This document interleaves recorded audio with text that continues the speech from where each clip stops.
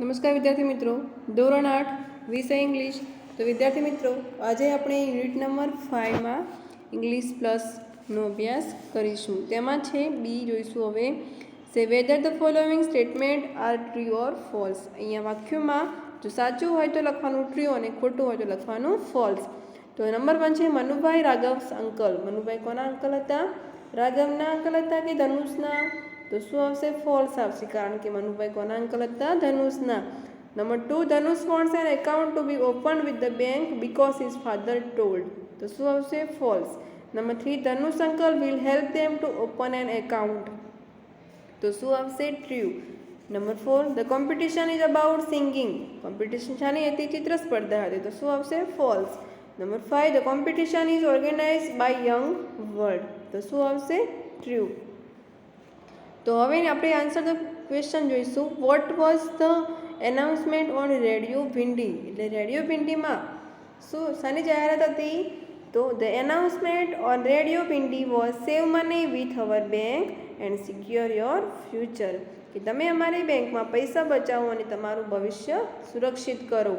Number 2 છે write two announcements which you had heard on FM TV. કે તમે આ રીતના જો જોયેલા હોય, સાંભળેલા હોય તે તમારે નંબર 2 લખવાના છે. નંબર 1 છે make Aircel to Aircel free unlimited calls on Independence Day. અને નંબર 2 ફોટો ખીચ ક્વિકર પર બેચ. તો હવે નંબર 3 જોઈશું. Why did Dhanush want an account to be open with a bank. ધનુષને શા માટે બેંકમાં એકાઉન્ટ ખોલાવવું હતું? તો Dhanush had save some pocket money and so he wants to open an account and deposit it in the bank. તેની પોકેટમાં થોડા પૈસા જમા થઈ ગયા હતા, તે માટે તેને એકાઉન્ટ ખોલાવવું હતું. Number 4, who will help them in getting an account open. કે તેને એકાઉન્ટ ખોલાવવામાં કોને મદદ કરી? તો Dhanush uncle will help them in getting an account open.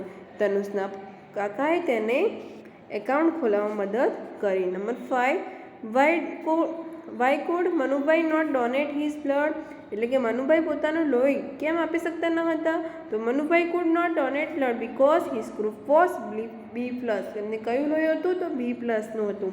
Number 6, when will the south zone competition be held. એટલે કે દક્ષિણ ગુજરાતમાં કયું શાની કોમ્પિટિશન છે? તો south zone competition will be held on 16th March. Number 7, what is the theme of this competition.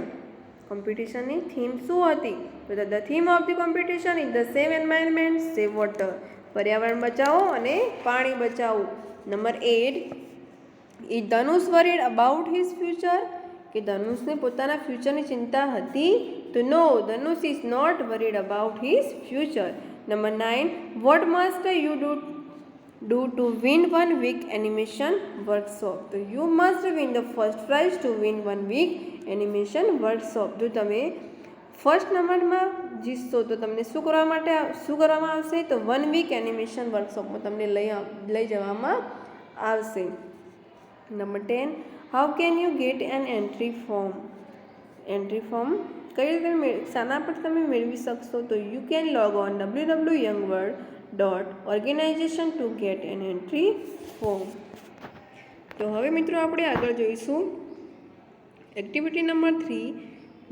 There are reception of Mrs Ant. એટલે કે કીડીનું રિસેપ્શન રાખવામાં આવ્યું છે. Some of the guests didn't come for the ceremony. પરંતુ કેટલાક મહેમાનો તેના રિસેપ્શનમાં આવતા નથી. Listen to the excuse of the absent gets. એટલે કે જે નથી આવે તેમની એબસન્ટ તેઓ શું કહે છે તે આપણે સાંભળવાનું છે. તો mister donkey why didn't you come. કીડી ગધેડાને કહે છે કે તું મારા રિસેપ્શનમાં કેમ નહોતો આવ્યો? Mrs ant cozy cause my mom. જ્યારે ગધેડો કહે છે કે મિસિસ આર્ટ એટલે કે કીડીબેન મારી મમ્મી બીમાર હતી એટલે હું ના આવી શક્યો.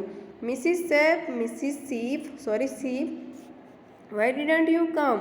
એટલે કે ઘેટીબેન તમે શા માટે ના આવ્યા? Mrs ant cause your messenger was dove. એટલે કે તમે જે મને મેસેજ કર્યો હતો તે બરાબર વંચાતો ન હતો.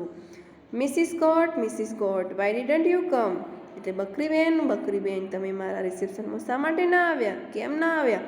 Mrs ant cause river I couldn't jump, તે વચ્ચે નદી આવતી હતી તેનું હું કૂદકો લગાવી શકતી નહીં એટલે ના આવી. નંબર બી જોઈશું, play in the pairs, ask a question and your partner will answer it at the missing words. અહીંયા ક્વેશ્ચન અને આન્સર આપેલા છે, તે આપણે બીકોઝ અને વાય ડિડન્ટનો ઉપયોગ કરીને ગોઠવવાના છે. તો નંબર 1 છે, write the question and answer in the given space. તો you says why didn't Arif play football yesterday, એટલે કે આરિફ ગઈકાલે ફૂટબોલ રમવા માટે કેમ નહોતો આવ્યો. તો યોર પાર્ટનર એટલે કે તમારો મિત્ર તમને કહે છે કે because he had pain in the ankle, તેને શું કહ્યું હતું, તેને ઘૂંટણમાં દર્દ હતું. યુ સેઝ, તો યુમાં શું આવશે મિત્રો, you says why didn't Rani sing in the competition, તો તમારો મિત્ર કહેશે because she had a sore throat. Number you કહે છે, તમે કહો છો why didn't you play chess, કે તું ચેસ રમવા માટે કેમ ના આવ્યો. તો યોર પાર્ટનર કહે છે, તમારો મિત્ર કહે છે because I do not know how to play, કે કઈ રીતે રમવું એ હું જાણતો ન હતો. યુ સેઝ, તો તમે કહેશો why didn't you buy a bicycle, કે તમે સાયકલ શા માટે ખરીદી નહીં. તો તમારો મિત્ર કહેશે કે because I head no money, કે મારી જોડે પૈસા નહોતા. તમે કહેશો why didn't the workers go to the factory, એટલે કે ફેક્ટરીમાં કામદારો શા માટે નથી જતા. તો યોર પાર્ટનર તમે કહેશો, તમારો મિત્ર તમને કહેશે because they were in on strike એટલે હડતાળ, કારણ કે તેમાં શું છે, હડતાળ છે એટલે કામદારો કામ પર જતા નથી.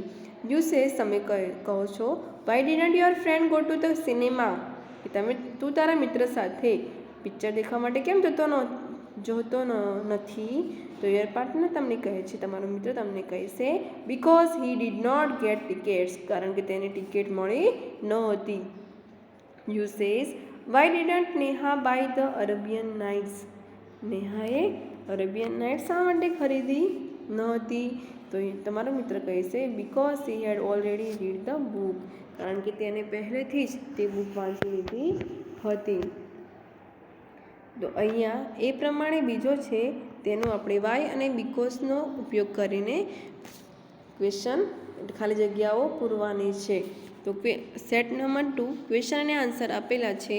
તો યોર પાર્ટનર તમને કહે છે કે why were the children happy, એટલે કે બાળકો શા માટે ખુશ છે. તો તમે કહો છો because they had vacation in summer, કારણ કે તેમને ઉનાળાનું વેકેશન છે એટલે તેઓ ખૂબ જ ખુશ છે. તો તમે હવે કહેશો, યોર પાર્ટનર તમને કહેશે why is Sam late today, તું શા માટે લેટ આવ્યો. તો તમે કહેશો because he is held up in traffic, traffic ખૂબ જ હતું તેથી મારાથી લેટ થયું. યોર પાર્ટનર કહે છે why would Samkrit not attend the conference, એટલે કે કોન્ફરન્સ તો શા માટે એટેન્ડ ના કરી. તો તમે કહેશો because he had no attend business meeting, કે મારે બિઝનેસની મીટિંગ હતી એટલે હું આવી ન શક્યો. યોર પાર્ટનર કહે છે વાય વોઝ સોનલ અનહેપી, કે સોનલ શા માટે નાખુશ છે. તો તમે કહેશો because he miss the favourite TV show, કારણ કે તેનો જે ફેવરેટ ટીવી શો હતો તે ભૂલી ગઈ છે અથવા ચૂકી ગઈ છે. તો યોર પાર્ટનર કહે છે કે why were you in the search of him, કે તું શા માટે સર્ચ નહોતો કરતો. તો તમે કહેશો because he was the real thief. Your partner કહે છે કે why has Anita gone to Vapi, કે અનિતા વાપી શા માટે જઈ રહી છે. તો તમે કહેશો because she wants to meet Har uncle, તે તેના અંકલને મળવા માટે વાપી જાય છે. તો હવે મિત્રો જોઈશું આપણે એક્ટિવિટી નંબર 4. તેમાં આપેલું છે ડુ અને ડુ નોટનો આપણે અભ્યાસ કરવાનો છે. તો reach station safely, cross the road by using traffic rules.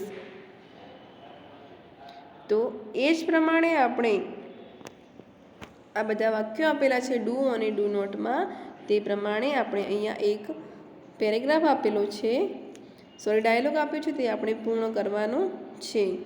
તો grandmother says, Piyush what are you getting ready for, કે પિયુષ તું શાના માટે તૈયાર થઈ રહ્યો છે. Piyush says, ગ્રાન્ડપા I am going to Mumbai, કે દાદા હું મુંબઈ જઈ રહ્યો છું.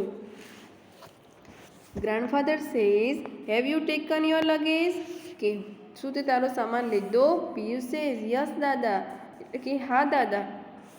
Grandfather says, are you going alone, કે શું તું એકલો જઈ રહ્યો છે. Piyush says, yes I am, કે હા હું એકલો જઈ રહ્યો છું. Grandfather says, ask Priya to drop you, એટલે પ્રિયાને કહે, હું પ્રિયાને કહું કે તને મૂકી જાય. પિયુષ સેઇઝ, દાદા ઇટ ઇઝ નાઇસ સજેશન, કે દાદા તે સારું સૂચન છે. તો હવે આપણે અહીંયા ડાયલોગ ડુ અને ડોન્ટના દ્વારા પૂર્ણ કરવાનો છે. તો ગ્રાન્ડફાધર કહે છે please reach the station safely, એટલે કે તું સાચવીને સ્ટેશન સુધી પહોંચે. Piyush says, do not worry dada, Piyush કહે છે કે ચિંતા ન કરો દાદા. Grandfather says, cross the road by looking at the traffic lights, તું જ્યારે રસ્તો ક્રોસ કરે છે ત્યારે ટ્રાફિક લાઇટ્સને તું ધ્યાન આપજે. પિયુષ સેઇઝ, ઓફકોર્સ દાદા, એટલે કે ચોક્કસથી દાદા. Grandfather says, do not purchase ticket from the stranger. Piyush says, number no I won't, એટલે કે ના હું નહીં કરું. Grandfather says, stand in a way and purchase ticket from the ticket window, તો ત્યાં જઈને ઊભો રહે છે ત્યારે તારે શું કરવાનું, ત્યાંથી તારે ટિકિટ બારીમાંથી ટિકિટ મેળવી લેશે. પિયુષ સેઇઝ, યસ દાદા, એટલે કે સારું દાદા. Grandfather says, use the time table or make an inquiry for train, કે તું ત્યાં જઈને ટાઈમ ટેબલનો ઉપયોગ કરીને ઇન્ક્વાયરીમાં પૂછી લેજે કે ટ્રેન કેટલા વાગે છે. Piyush says, sure I will do that, એટલે કે હા હું કરીશ. Grandfather says, please keep the ticket in a proper place, એટલે કે ત્યારે મહેરબાની કરીને તારે જ્યાં જવું છે ત્યાંની તું ટિકિટ સાચવીને લઈ લેજે. પિયુષ સેઇઝ, યસ દાદા, એટલે કે ચોક્કસ દાદા. Grandfather says, do not push while passenger come out. Piyush says, no I won't. Grandfather says, do not hurry to get into the train, એટલે કે તું ધીરે ધીરે ટ્રેનમાં ચડજે. Piyush says, no dada I won't. Grandfather says, please do not sit it another class, એટલે કે મહેરબાની કરીને તું તારી સીટ બીજાને ન આપતો.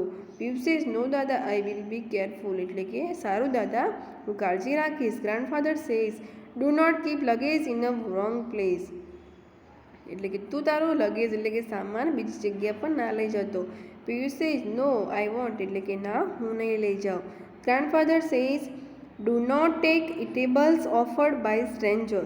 Piyush says, no I will not. Grandfather says, do not throw rubbish any var.